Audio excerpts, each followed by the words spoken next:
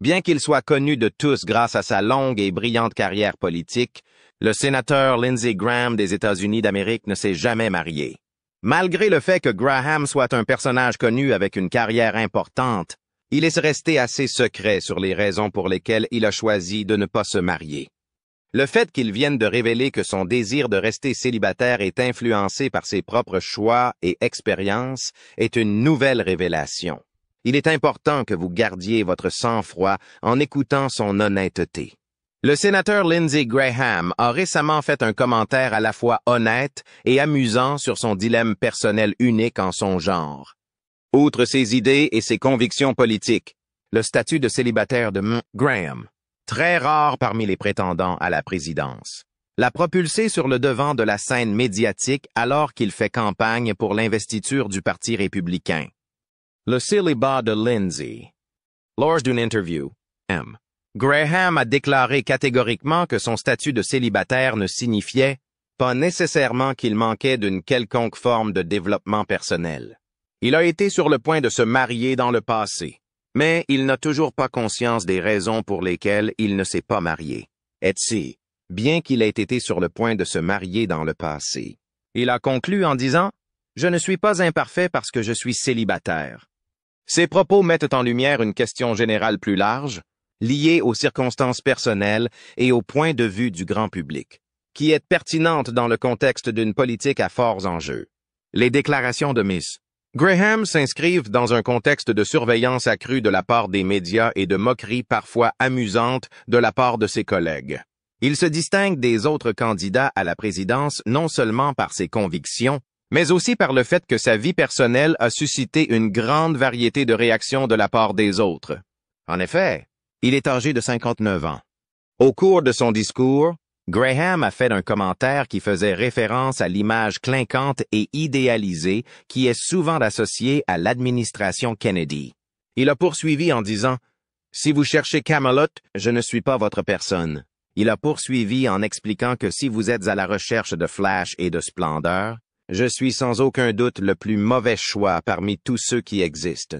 Si vous cherchez quelqu'un qui s'engage à faire son travail, je suis certain d'être capable de remplir les fonctions associées au poste de président. Non seulement l'annonce de sa rupture a été un sujet de discussion dans les médias, mais elle a également donné lieu à des prises de bec hilarantes au sein du Sénat. Par ailleurs, le sénateur Mark Kirk de l'Illinois a été surpris au micro en train de faire une remarque sur M. Graham, qui l'a qualifié de « bro with no hoe ». Il est important de noter que cette déclaration, faite sur le ton de la plaisanterie, souligne le fait que les plaisanteries politiques sont parfois humoristiques et parfois irrespectueuses. Président célibataire des États-Unis. Lorsque Graham a fait une blague sur la possibilité d'avoir une première dame tournante s'il était élu président, il a provoqué la publication de titres supplémentaires, ce qui a contribué à l'excitation qui régnait déjà dans les médias. Au cours d'une interview accordée au Daily Mail Online, il a proposé une idée comique. Il a déclaré que sa sœur ou une amie proche serait en mesure d'assumer le rôle habituellement dévolu à la première dame. Je vais vous informer que j'ai une sœur. Graham a déclaré qu'elle serait en mesure de jouer le rôle le plus efficace si cela s'avérait nécessaire. Je compte pas mal de gens parmi mes nombreux amis. Ce sera la première fois que nous aurons une femme qui tournera.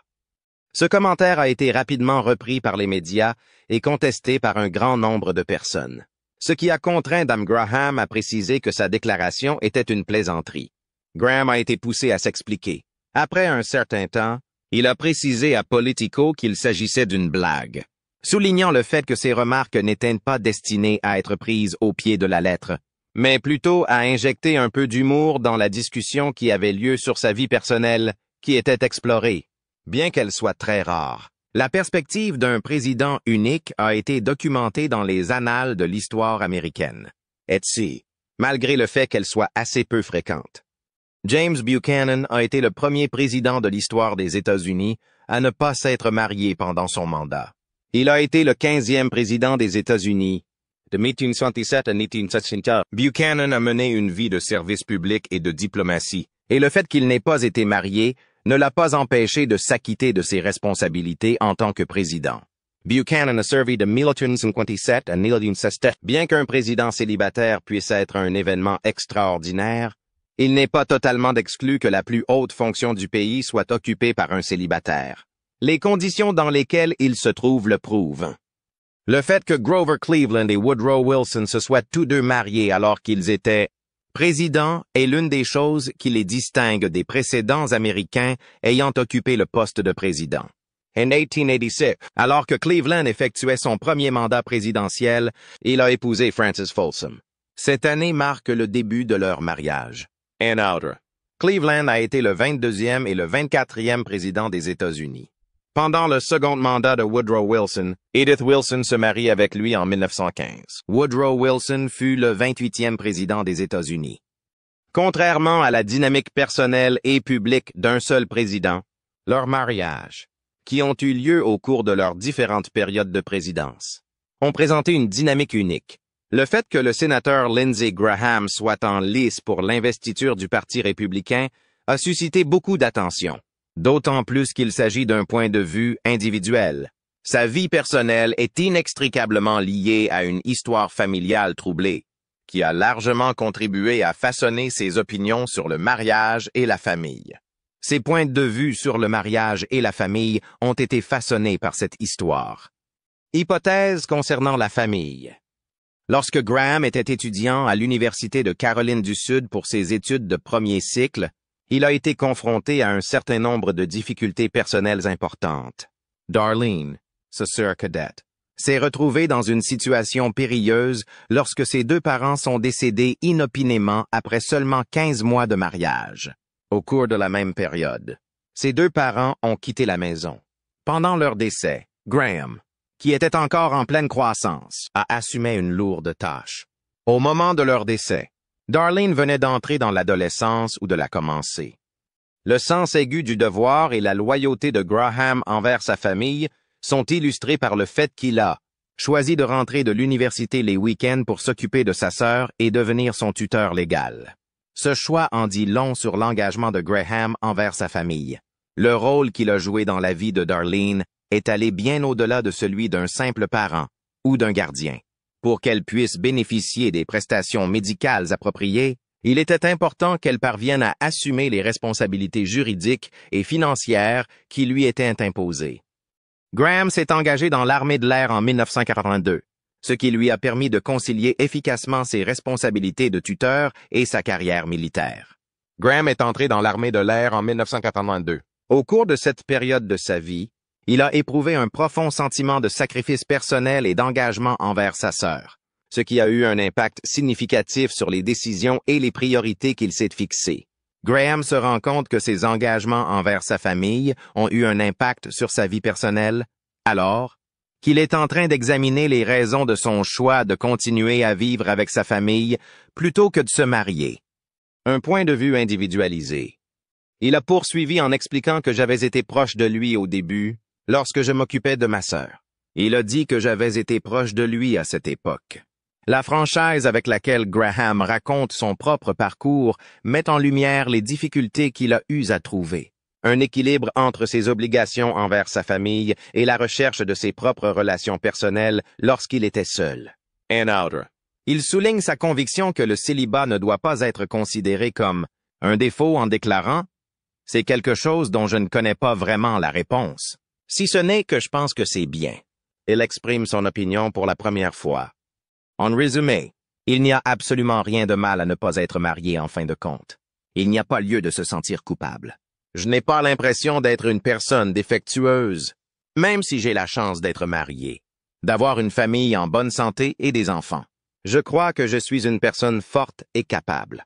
Graham a une meilleure compréhension de sa situation personnelle et des attentes du public, ce qui se reflète dans son point de vue sur son statut de célibataire. Il prend en compte ces deux aspects. Il souligne qu'aucune responsabilité constitutionnelle n'oblige les candidats à la présidence à être mariés, puisque cette obligation n'existe pas. Il dit cela parce que cette obligation n'existe pas. Il fait remarquer que je ne pense pas qu'il y ait quoi que ce soit dans la Constitution qui indique que ceux qui ne sont pas mariés ne sont pas obligés de présenter une candidature à la présidence. La prise en compte de ce point de vue souligne sa conviction qu'il est plus nécessaire de se concentrer sur les qualifications et le caractère d'un candidat que de prêter attention à son état civil. Il est également possible que certaines personnes ne votent pas pour moi si c'est quelque chose qui les met mal à l'aise.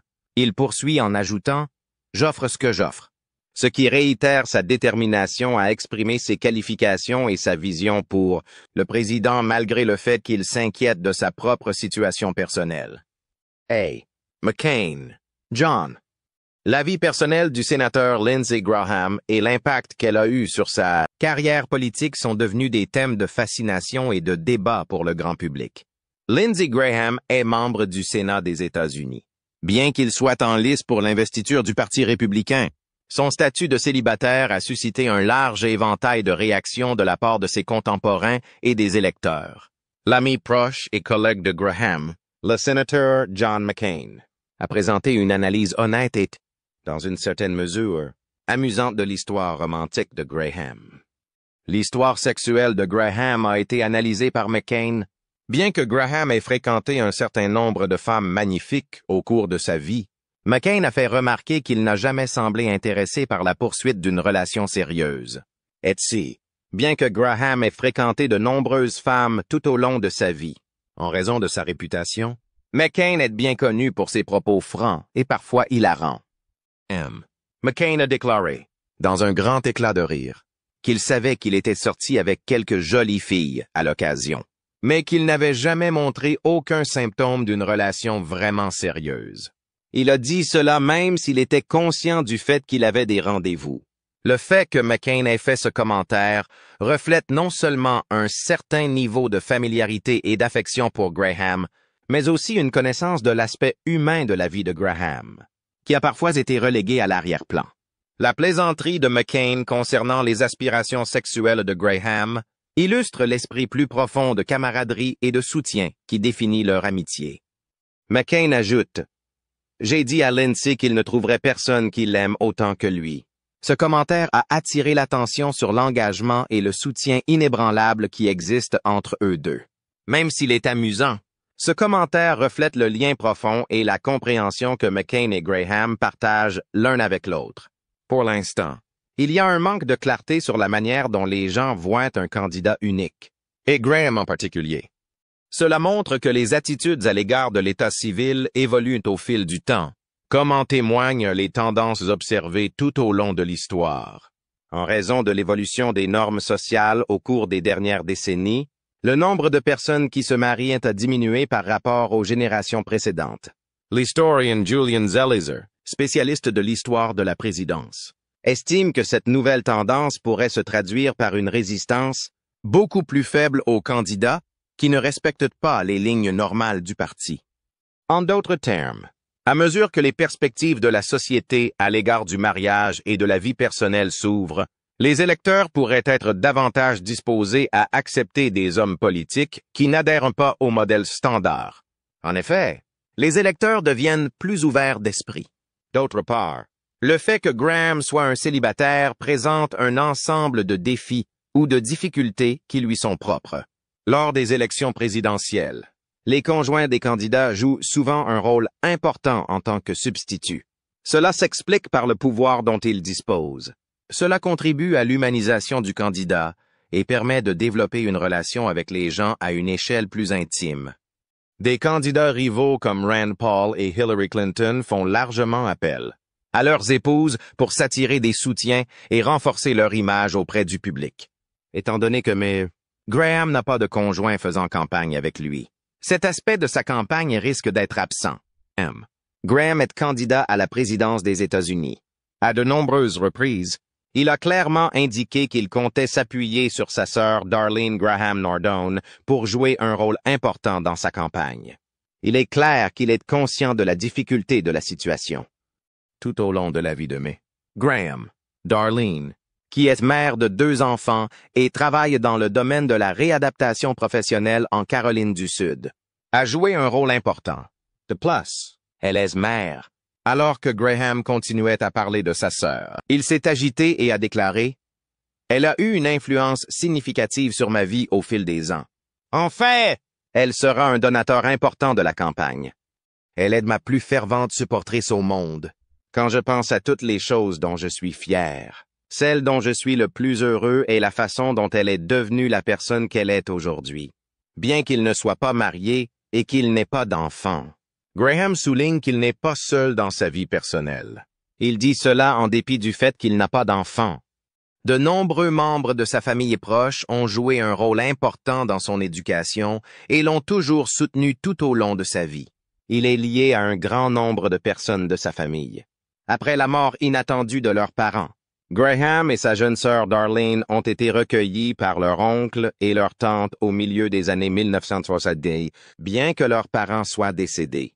Les membres de leur famille élargie ont été là pour leur apporter un soutien et une aide essentielle alors qu'ils traversaient une période cruciale de leur vie. Le statut de membre de la famille élargie. La relation de Graham avec son oncle et sa tante se caractérise par une admiration et un respect sincère pour eux-mêmes et pour leur relation. Selon lui, il est possible d'avoir une famille même si l'on n'est pas marié, et il reconnaît l'impact significatif qu'ils ont eu sur sa vie. L'engagement de Graham envers sa famille est d'autant plus évident qu'il s'efforce de s'occuper d'elle de la même manière qu'elle s'est occupée de lui. Je n'ai que ma tante et mon oncle comme membres de ma famille. Je n'ai pas d'autres parents. Étant donné qu'ils ont été là pour moi dans le passé, il maintient que je fais un effort pour m'occuper d'eux. Le point de vue spécifique de Graham reflète une compréhension plus approfondie de ce qui constitue une famille et des nombreux systèmes de soutien qui existent. Le fait qu'ils se rendent compte que des millions de personnes sont célibataires et n'ont pas besoin de justifier leur situation matrimoniale résonne avec cette acceptation de personnalité et de situations variées. On apprécie de plus en plus les nombreuses circonstances personnelles dans lesquelles les gens se trouvent. D'autre part, Graham est d'avis que la première chose à faire est d'évaluer si un candidat est capable ou non d'assumer les responsabilités liées au poste. Il affirme qu'il n'est pas nécessaire de répondre à la question « Pourquoi êtes-vous célibataire ?» Graham est d'avis que cette question devrait être la première préoccupation. Ce qu'ils doivent pouvoir prouver, c'est que vous êtes capable de faire le travail, explique-t-il. Cette position révèle que Graham est d'avis que le fait d'être célibataire ne doit pas être considéré comme un critère de disqualification lors d'une élection présidentielle. Graham est d'avis que cela ne devrait pas être le cas. L'accent mis sur les performances professionnelles et les diplômes témoigne d'un changement culturel plus important qui consiste à sélectionner les candidats sur la base de leurs compétences et de leur qualité de leader plutôt que sur leur situation personnelle. Cette évolution est représentative d'un changement sociétal plus large. Ce changement est une manifestation de la tendance générale qui se produit dans la société. À ce stade, je voudrais réaffirmer que je ne pense pas qu'il y ait quoi que ce soit qui puisse empêcher quelqu'un d'être célibataire. En fin de compte, il affirme que c'est le peuple des États-Unis qui déterminera s'il est qualifié ou non pour occuper le poste de président. D'un autre côté, nombreux sont ceux qui pensent que le célibat peut être un désavantage dans le monde compliqué de la politique à Washington. C'est particulièrement vrai lorsqu'il s'agit de la dynamique de la campagne et du réseautage, qui sont deux des aspects les plus essentiels qui influencent le succès d'un candidat. Bien que la valeur des individus ne doive jamais être diminuée sur la base de leur statut marital, le climat politique révèle souvent comment un conjoint peut fournir des avantages stratégiques qui dépassent le cadre d'une amitié ordinaire. Aspects de l'appel stratégique. Il existe une longue et remarquable histoire d'épouses éminentes qui ont siégé au Sénat et apporté des contributions significatives à la vie professionnelle de leur mari. Ces épouses se sont imposées comme des personnalités influentes dans le monde politique. Abigail Adams, Dolly Madison, Eleanor Roosevelt et Nancy Reagan sont des exemples de femmes réputées non seulement pour leurs propres réalisations, mais aussi pour le rôle qu'elles ont joué en soutenant et en amplifiant les ambitions politiques de leur mari. Ces femmes sont bien connues pour leur contribution à l'arène politique, grâce à leur expertise, à leur sens social et à leurs relations personnelles. Elles ont pu exercer une influence sur le monde politique. L'étendue de leurs activités dépassait souvent les tâches normales qui leur étaient confiées. Il est possible que le fait d'avoir un conjoint apporte des avantages importants dans un certain nombre de lieux et de méthodes. La première chose à noter est qu'ils ont le potentiel de devenir une ressource très importante pour le réseautage. Dans le monde complexe et souvent insulaire de la politique, il est possible pour un candidat de renforcer sa capacité à former des alliances, cruciales, et à obtenir des soutiens importants en ayant un conjoint doué pour établir des contacts, développer des relations et naviguer dans l'environnement social. En effet, le fait d'avoir un conjoint compétent dans ces domaines peut aider un candidat à améliorer sa capacité à obtenir des soutiens importants. Cette influence obtenue grâce au réseautage peut s'avérer très utile dans le cadre de campagnes politiques, situations dans lesquelles les relations personnelles et les soutiens peuvent jouer un rôle important pour susciter l'adhésion et inspirer les individus. Un conjoint a le droit d'agir en tant que substitut lors de la campagne, ce qui signifie qu'il peut représenter le candidat lors d'événements, de réunions et de rencontres sociales au cours de la campagne. Cette présence peut contribuer à humaniser le candidat, ce qui lui donnera une image complète qui plaira aux électeurs. Il est possible que cette présence soit utile, avec le soutien et l'implication d'un conjoint, outre l'aide émotionnelle et logistique. Il est également possible de bénéficier d'un avantage tangible. En effet, les attentes et les pressions d'une campagne très médiatisée peuvent être partagées, et le conjoint peut également apporter son aide en fournissant un soutien émotionnel. Le passé de l'individu. Cependant, un candidat qui fait campagne seul, comme le sénateur Lindsey Graham, est confronté au défi de gérer ses éléments sans le soutien supplémentaire d'un partenaire. Il s'agit là d'un défi de taille. Il est probable que cette approche unique limitera le nombre de relations personnelles qui peuvent être établies et le niveau d'importance qui peut être atteint grâce à l'implication d'un conjoint dans la campagne. Bien que Graham n'ait jamais été marié, il s'est parfois penché sur ses anciennes expériences amoureuses, ce qui lui a permis de comprendre comment son histoire privée est liée à sa vie publique. Il est impossible de contester cette réalité. Graham a reconnu un événement clé de son passé lors d'une interview accordée en 2015 au Herald. Cet événement donne des informations sur son état actuel et le met en contexte. Une relation amoureuse importante a été établie entre Graham et une femme pendant qu'il servait comme avocat dans l'armée de l'air américaine sur une base en Allemagne entre les années 1984 et 1988. Cette relation particulière est celle qu'il considère comme la plus proche du mariage. Plus précisément, Sylvia était employée par Lufthansa en tant qu'hôtesse de l'air pendant toute la période examinée. La cour qu'ils se sont faite pendant 1 an a finalement abouti à la formation de leur partenariat. Cependant, malgré le lien émotionnel intense qui existait entre eux, la relation n'a pas abouti. De nombreux défis pratiques qui ont contribué à l'échec final de la relation sont mis en lumière par le portrait que fait Graham de l'affaire, qui met en lumière ces défis. En plus de la difficulté de leur situation, le fait que la mère de Sylvia soit une dame âgée a ajouté une couche supplémentaire de complexité à la situation. Les défis de la vie quotidienne. Graham a fini par comprendre que ses ambitions pour sa vie et sa carrière en Caroline du Sud ne correspondaient pas à la situation et aux objectifs futurs de Sylvia. En conséquence, Graham a été contraint de prendre une décision non seulement difficile, mais aussi nécessaire. Bien que ce contact ait été capital, il n'a pas débouché sur un mariage. Et Graham l'a rarement reconnu avec plus de détails que cette brève reconnaissance ne le permet. Bien que cette rencontre ait été importante, elle n'a pas abouti à un mariage. Au cours de son entretien avec Politico, Graham a fourni une explication plus approfondie de sa position en tant qu'individu isolé. Il a déclaré qu'il ne considérait pas sa situation personnelle comme un déficit, bien que le mariage et la famille soient manifestement des avantages. Il a également déclaré qu'il n'accordait pas d'importance à sa famille. En fin de compte, Graham a affirmé qu'il n'y a rien d'intrinsèquement mauvais dans la décision de ne pas se marier. Je n'ai pas l'impression d'être une personne défectueuse de quelque manière que ce soit, même si j'ai la chance d'être marié, d'avoir une famille saine et des enfants.